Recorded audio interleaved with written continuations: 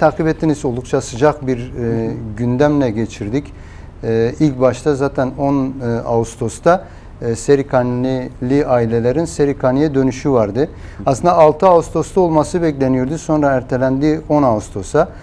Aynı zamanda 10 Ağustos'un şöyle bir önemi de vardı. Türkiye Büyük Millet Meclisi'nde çerçeve yasanın görüşüldüğü gündü ve kanun olarak kabul edildiği gündü. Tam da böylesi bir günde Serikani'de yaşananlar var. Biz bunları nasıl yorumlamak gerekiyor? Acaba paralellik arz ediyor mu? Kuzey Kürdistan ve Türkiye'de yaşanan gelişmelerle Rojava'daki entegrasyon süreci ve son yaşanan saldırılar ve arkasında yaşanan protestolar, bu süreçle bağlantıları nelerdir? Yani öncelikle şunu ifade etmek gerekir. Serikaniye'ye dönüşler uzun süredir gündemde. Hatta sürekli ertelendi yani. Afrin'e dönüşler Haziran sonu Temmuz ayında tamamlandı hemen hemen. Yani gitmek isteyenler gitti. Yani kalan yaklaşık 1000 aile civarı var. Fakat Serikaniye uzun bir dönemdir gündemde olmasına rağmen sürekli ertelenmişti. Türkiye kabul etmiyordu. Türkiye güdümündeki çete grupları kabul etmiyordu. Mayınlamalar yapılmıştı geçmişte, onların temizlenmesi.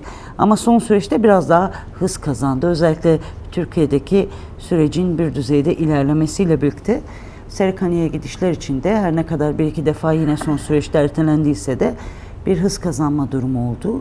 İşte aynı güne denk gelmesi bir tesadüf mü, bunu çok tam olarak bilemiyorum ama şimdi Sayın İlham Ahmet de konuştu, Dış İlişkiler Konseyi eş başkanı. Bazı çevrelerin bunu kışkırttığını söyledi. Süreçten yana olmayan, yine entegrasyon sürecini baltalamak isteyen. Yani çok çeşitli kesimler olabilir bunlar. Yani bir şeyi belirtmek lazım. Bu oradaki askeri grupların artıkları, çete artıkları olabilir.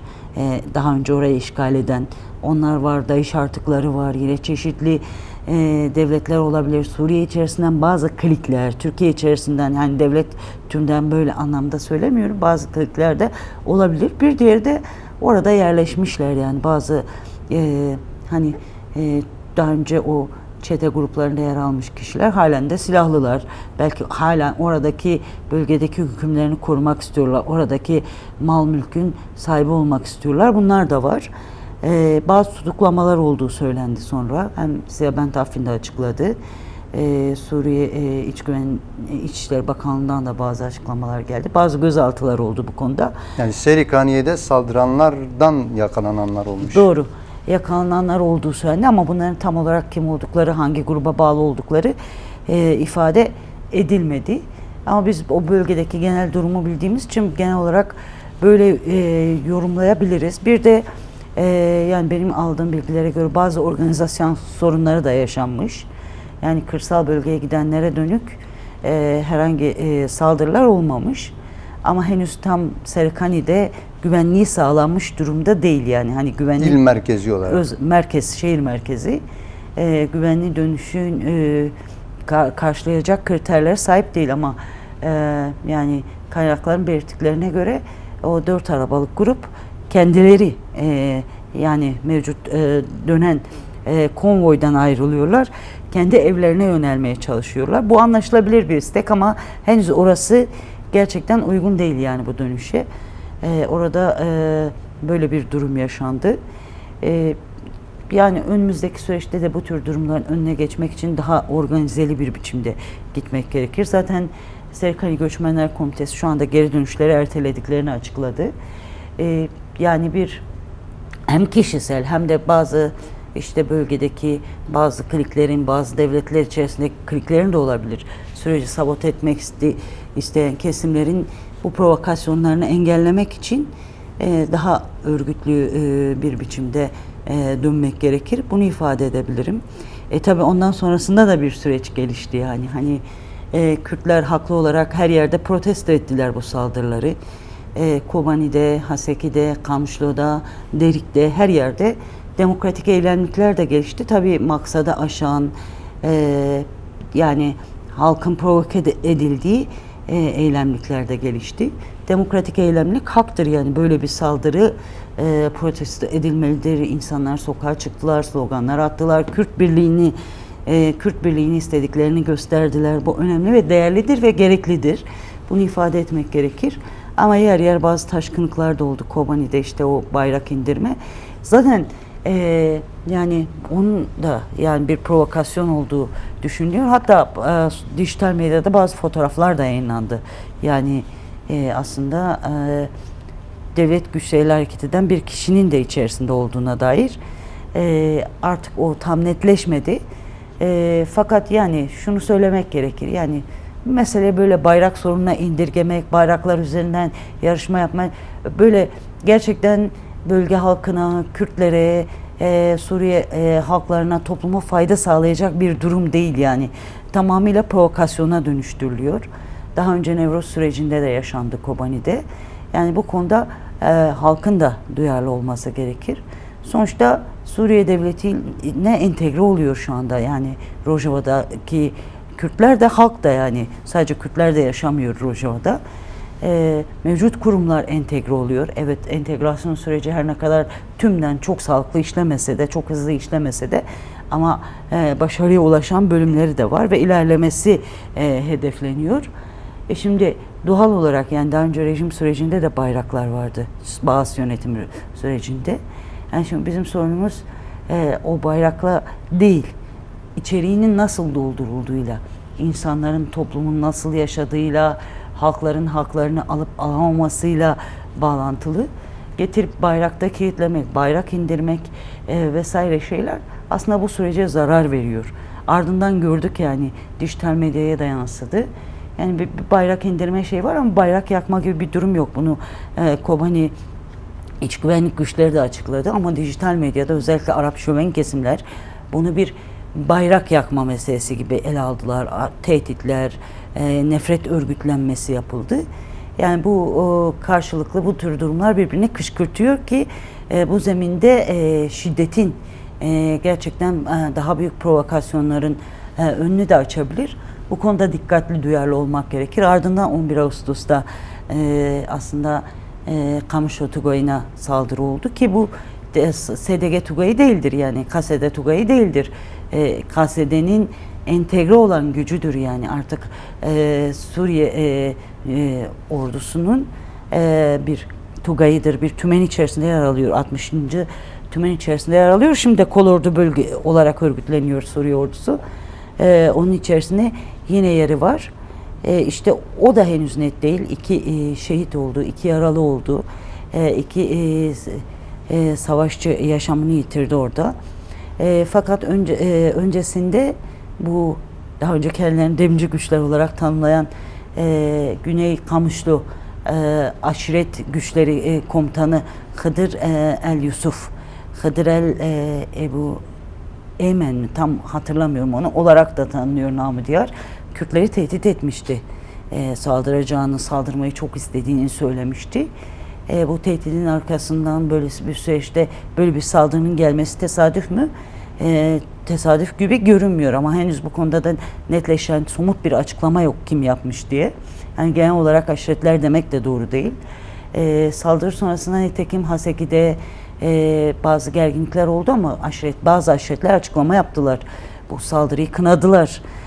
Karşısında olduklarını belirttiler. Bunun bir fitne çabası olduğunu belirttiler. Tabii tüm aşiretler birlikte bir açıklama yapmadılar ya da bir belge yayınlamadılar. Ama mevcut durumda yani artık bazı kesimler, hem şovenist kesimler var, gerçekten şovenizmde direnen kesimler var, hem de bazı kışkırtmalar da var yani gerçekten mevcut entegrasyon sürecini sabote etmeyi hedefleyen. Çünkü her ne kadar yani her şey kimsenin istediği gibi gitmiyor. Yani mesela tümden işte bu Şam HTŞ yönetimi şu anda Suriye geçici hükümeti olan, onun istediği gibi de değil her şey. Türkiye'nin istediği gibi de değil. Tümden Kürtlerin istediği gibi de değil. Yani sonuçta karşılıklı tavizler veriliyor ya da taviz olarak demeyeyim, yeni bir şey oluşturulmaya çalışılıyor. Yeni bir Suriye ordusu, yeni bir Suriye oluşturulmaya çalışılıyor. Bu noktada ama gelişmeler var yani mevcut. Hem askeri güçler devlet bünyesi içerisinde tanınıyor.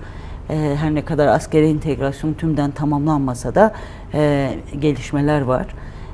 Yine idare entegrasyon konusunda da gelişmeler var. Orada da ağırlık var ama Yani kurumlar büyük oranda entegre oluyor. Mevcut personeliyle yapısını koruyarak. Henüz bu dosyalar tamamlanmasa da.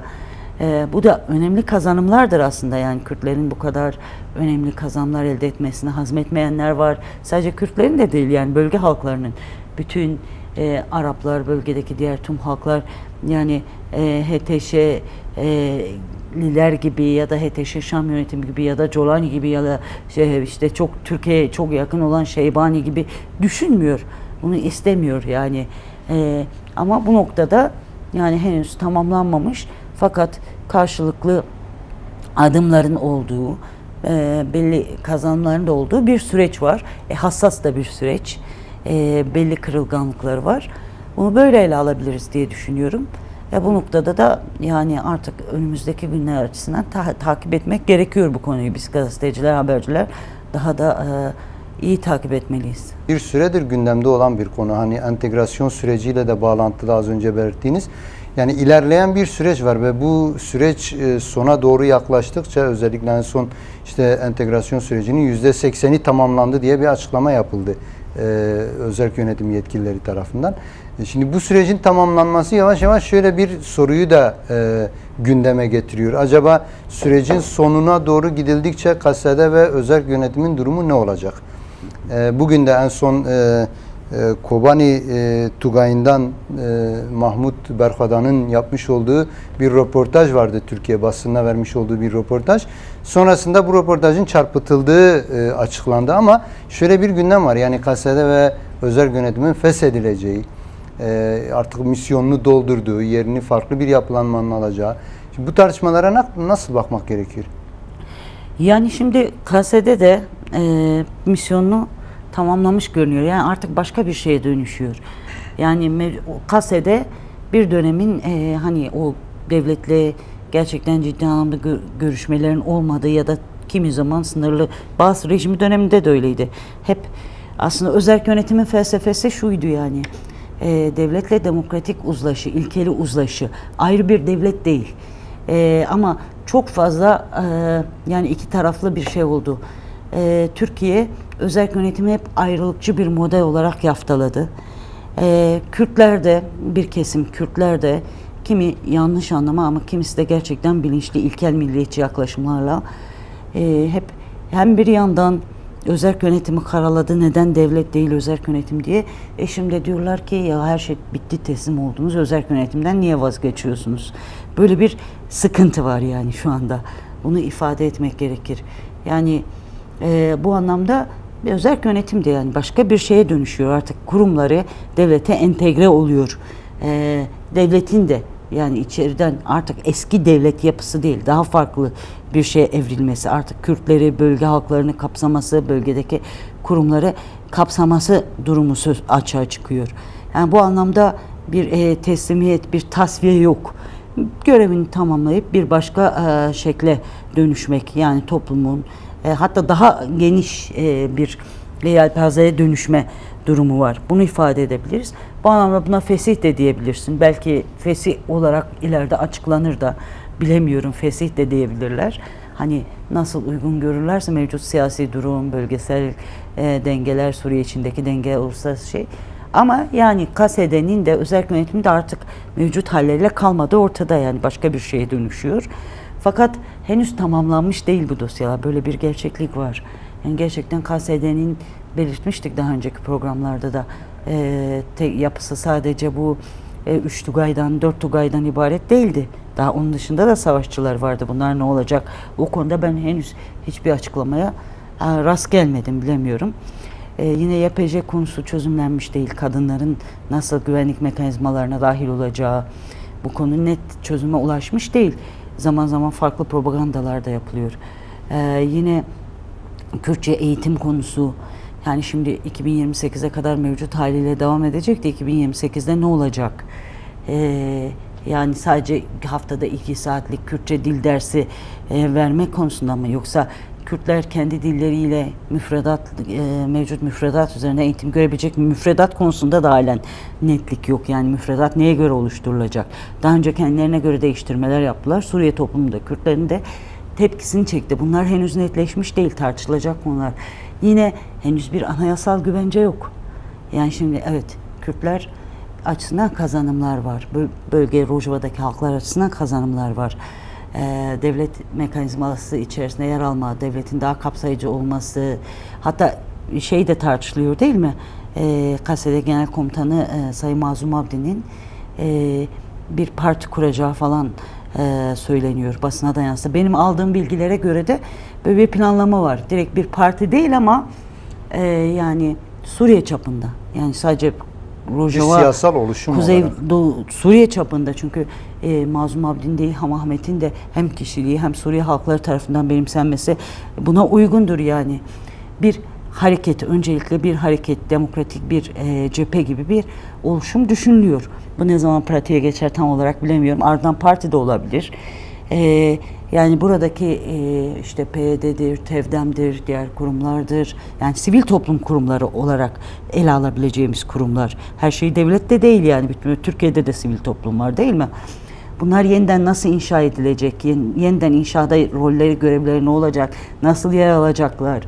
Görevlerini tamamladılar mı? Farklı bir biçime mi bürünecekler? Bunlar henüz tartışma konusu. Net bir şey yok.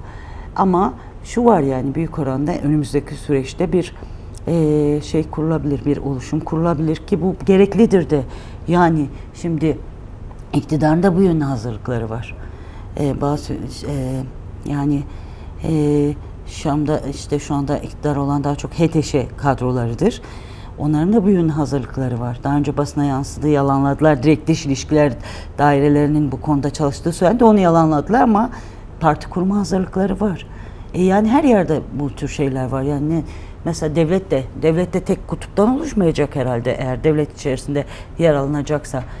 Mesela onlar sağ temsil ediyorsa, mesela orada devlet içerisinde mesela eğer bir parti kurulursa, ileride devlet mekanizması içerisinde yer alırsa daha çok halkları temsil edebilir. Yani daha demokratları temsil edebilir. Biraz daha işin sol boyutu olabilir. Demokratik muhalefet yapabilir. Şimdi devlet içerisinde yer almak, iktidarın her şeyini onaylamak değil. Ona muhalefet de eder.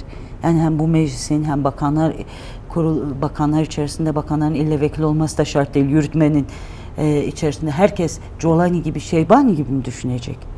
O zaman zaten otokratik bir şey oluyor. Yani bu anlamda daha demokratik, daha muhalif bir kanadı da temsil edebilir. Bu yönlü gelişmeler de var, yani çalışmalar da var bildiğim kadarıyla. Tabii bütün bunları önümüzdeki süreç, yani çalışmalar, mücadele deyince mücadele savaş değil, ille kavga değil, ille çatışma değil. Fikirsel anlamda mücadele, örgütlülükler anlamda mücadele, bu illegal olmak anlamına da gelmiyor. Aslında demokratik muhalefet bütün devletler için gerekli değil mi? Evet, özellikle bu konuda İlham Ahmet'in yapmış olduğu, Ronay TV'ye vermiş olduğu röportajda da geçen bazı belirlemeler vardı. Yani Kürtlerin bundan sonra Suriye'de devletin ortağı olacağına dönük bazı belirlemeler. Bunu hangi perspektiften bakmak gerekiyor? Yani Kürtler Suriye'de nasıl bir ortak olacak? Az önce siz de belirttiniz, yani şu anda herhangi bir yasa yok, herhangi bir kanun yok, anayasa oluşturulmamış. Yani böylesi bir durumda Kürtler gerçekten Suriye'de bir devlet ortağı veya kurucu öğe olabilir mi? Çünkü hani Suriye yeniden inşa edilirken Kürtler nasıl bir kurucu öğe olarak bu inşa sürecine katılacaklar? Yani bu çok karmaşık bir süreç, aslında zorlu, imkanların olduğu ama zorlukların da olduğu bir süreç. Her şey sadece sözler değil yani. Pratik olarak da adımlarını daha fazla görmek gerekiyor. Şu ana kadar kurumlar entegre ediliyor. İşte Mazlum Abdi'nin böyle bir hareket kurma durumu söz konusu olabilir. İleride partileşebilir. Sayın İlham Ahmet'e belli görevler teklif edildiği söyleniyor. Özellikle Dışişleri Bakan Yardımcılığından söz ediliyor. O da henüz net değil yani, kabul edildi mi edilmedi. Ama kendisi de açıkladı yani. Bu anlamda bunlar önemli ama her şey değil yani. Yani gerçekten önümüzdeki süreç açısından mesela şu konuya özetleyelim, belki Türkiye'den çok bilinmiyor. Mesela şu anda Suriye'de bir siyasi partiler kanunu yok. Evet, şey var yani, hani kendileri bir şey hazırladılar. Geçici anayasa taslağı hazırladılar 5 yıl için falan. Bunda Yani yeni yasalar oluşturuluncaya kadar 51. maddeye göre eski yasalar geçerli. Yani bazı yasaları. Bir maddede de 14. madde miydi tam hatırlamıyorum. Diyor ki Suriye işte siyasi partilerin kurulmasının serbest olması, bu konuda yeni bir yasa oluşturulması. Ama henüz yeni yasa oluşturmuş değil. Kendileri de hazırlık yapıyorlar hem siyasi parti kurma. Yani bunu yine mevcut anayasa çalışmalarının başlaması gerekiyor. Anayasa sadece bu şu anki oluşturulan meclise de bırakılamaz. Çünkü oluşturulma biçimi de demokratik değildi. Yani tümden demokratik olmayı bir kenara bırak, daha önce de değerlendirdik. Yani 1/3 doğrudan atama, 2/3 dolaylı atama.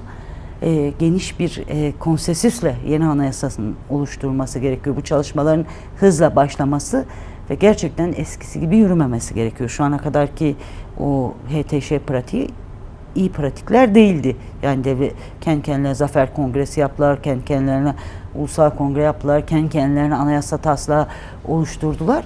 Ama bundan sonraki süreçte gerçekten Kürtler tanınıyorsa, gerçekten bu devletin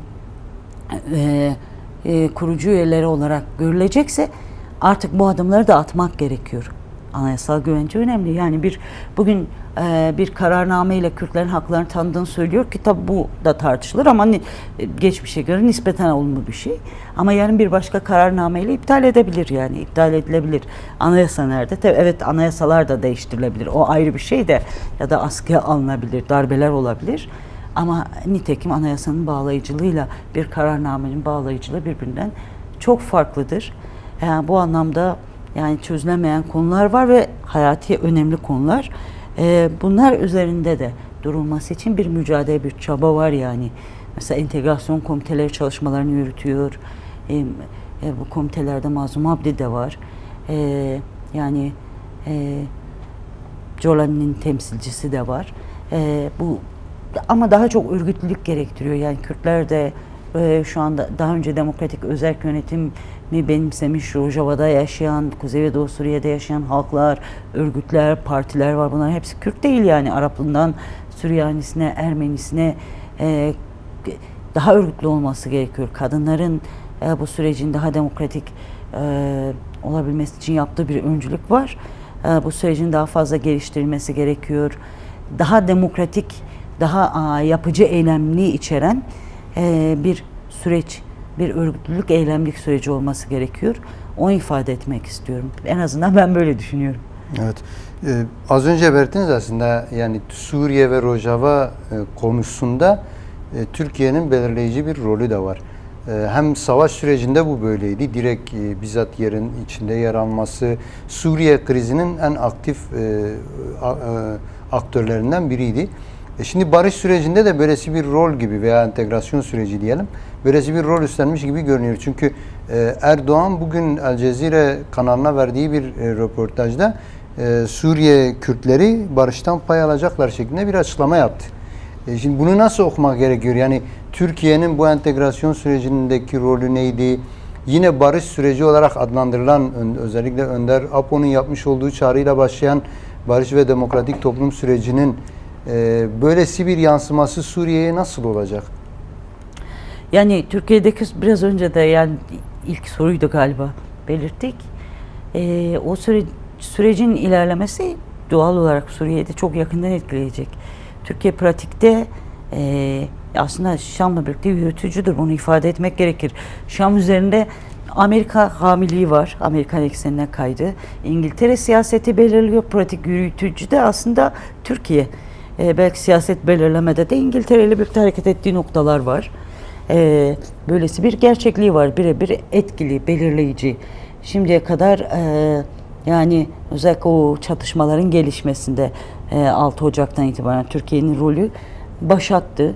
Elbette yani Rojava hattından da yapılan hatalar oldu, zamanda atılmayan adımlar oldu. Bunlar değerlendiriliyor. Bu anlamda bugün Erdoğan'ın bu açıklaması olumlu. Ama yeterli mi? Değil yani. Hani gerçekten pratiğe bakmak gerekiyor. Bir de örgütlü olmak gerekiyor bunun içeriğinde olması için. Bir nebze, yani ben öyle düşünüyorum. Önder Apo'nun onları da bir kıvama getirdiğini düşünüyorum. Yani mesela Türkiye gerçekten güç olmak istiyorsa bölgede, gerçekten mevcut ateş topu, Orta Doğu ateş topuna dönmüş durumda değil mi? İran örneği ortada. Körfez ülkeleri çok zenginler ama bu savaş sürecinde yaşadıkları durum ortada. Gerçekten güçlenmek istiyorsa, gerçekten kendini korumak istiyorsa Kürtleri tanımalıdır. Kürt realitesini tanımalıdır, haklarını tanımalıdır. Devlet sadece ırkçıların devleti olmamalıdır. Yani Türkiye halklarının, Kürtlerin de devleti olmalıdır. Suriye açısından da bu böyle. Suriye açısından da Kürtler önemli bir öğedir. Ben Önder Apo'nun gerçekten yani bir düzeyde onları da bir şeye getirdiğini düşünüyorum. Ama bu şu anlama gelmiyor. Egemen mantıklarını bıraktılar. Bizim istediğimiz noktaya geldiler. Öyle bir şey yok yani. Öyle bir dünya yok. Öyle özellikle bu noktada Suriye konusu daha kompleks bir konu. Yani özellikle mesela İsrail'in Suriye'deki pozisyonunu da düşündüğümüz zaman Türkiye'nin Kürtler üzerinden Suriye'deki böyle bir girişimi İsrail tarafından nasıl karşılanır veya nasıl bir tepkiyle karşılanabilir? Yani Kürtler şey değil, kimsenin askeri değil. Ne Türkiye'nin öyle askeri olurlar. Yani böyle bir Türkiye'nin ya da hani şimdi kim yani halkların savaşı yok ortada. Ne de İsrail'in askeri oldular. Yani çokça aslında çarpıtma yapıldı bu son bir yıllık süreçte, özellikle 6 Ocak sonraki süreçte, özellikle Kürtlerle İsrail'in ilişkileri konusunda ben bunu açık söyleyeyim. Özellikle bunu uluslararası basında yaptı. Yani çok çarpık haberler yayınladılar. Yani Kürtler İsrail'le de öyle ilişkilere sahip değil, öyle ilişkiler geliştirmediler. Ama herkesle ilişki geliştirebilirler. Fakat yani Kürtlerin esas şeyi kiminle birlikte yaşıyor? Şimdi Suriye'de yaşıyor. Değil mi? Suriye halklarıyla, Suriye devletiyle elbette sorunu çözecek. Onunla birlikte aynı toplumun içerisinde Türkiye'de yaşıyor. Türkiye devletiyle çözecek. Evet, bunun uluslararası boyutları var. Ama Kürtlerin öyle işte ben bulunduğum ülkeyi reddederim, bulunduğum ülkedeki devleti reddederim, gider bilmem İsrail'le Amerika'yla çözerim. Böyle bir şey yok. Hiç de olmadı. Mevcut real durumda neler karşılarına çıktıysa mevcut olanakları değerlendirmek, haklarının tanınması için ayakta kalmak, bu soykırım sarmalından çıkabilmek için çabaları oldu. Kimi zaman kimi yanlış dayatmalar da oldu. Yani sağ dayatmalar da oldu, Kürt çevrelerinden de oldu. Bunlar oldu olmadı değil. Ama bunların Kürtlere kazandırmadığı da bilindiği için, tarihsel tecrübeler olduğu için Kürtler böyle bir pozisyona girmedi.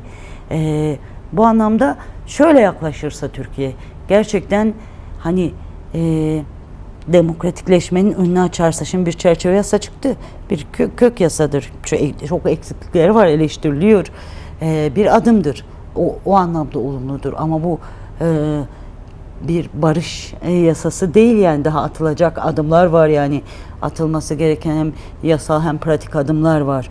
Gerçekten Türkiye bu konuda samimi yaklaşırsa, Türkiye devleti gerçekten bölgede, yani hem halklar üzerinde hem bölge devletleri üzerinde gücü, etkisi, inisiyatifi fazlalaşır yani. Bölgeye savaş dağıtmak, katliam dağıtmak, cinsiyetçilik dağıtmak yerine bölgede yani sözü dinlenen, geçen, halkların da desteklediği, sahiplenilen bir şeye ulaşır. Ekonomisi de gelişir. Şu anda ekonomik olarak çok zor durumda. Her ne kadar savunma sanayisini geliştirerek o da yani hani parçalar üzerinden falan da bir gelişme yaşadılar. Silah ihraç ederek bir şekilde o savaşla kaybettiklerini telafi etmeye çalışıyor ama edemez yani. Sürekli savaş ihraç ederek de, savaş sanayisi ihraç ederek de kimse güç olmaz. Böylesi bir durum da var. Bu bölgeyi daha büyük bir ateş çemberi içerisinde tutuyor. Savaş rantçıları, silah kaçakçıları bu anlamda kazanıyor. Ama gerçekten demokratikleşmesini geliştirirse, gerçekten ulus devlet niye diyoruz biz? Diğer halkları inkar ederek, katliamdan geçirerek işte ulus devlet oldular. Kürtleri daha öncesinde Ermenileri katlettiler, Süryanileri, Rumları katlettiler. En sonunda Kürtleri katliamı temelinde ulus devletleşme, yani Türkçü bir devlet oluşturdular. Yani o paradigmadan çıkıp gerçekten Kürtleri de kucaklayan bir şeye ulaşırsa ve bu yasayla birlikte atılan adımlar, bazı demokratikleşme adımlarıyla, sadece Kürtlere yönelik değil, geliştirilirse yani Suriye'yi de her yerde olumlu etkiler. Yine de bu açıklaması önemli Erdoğan'ın. Hani şöyle ele alabilir miyiz bilemiyorum. Öyle olmasına umut ediyorum. Yani en azından entegrasyon önüne, entegrasyon sürecinin sağlıklı yürümesi önünde ayak dirememelerini umuyorum. Ama tabii ne kadar bu olur bilmiyorum.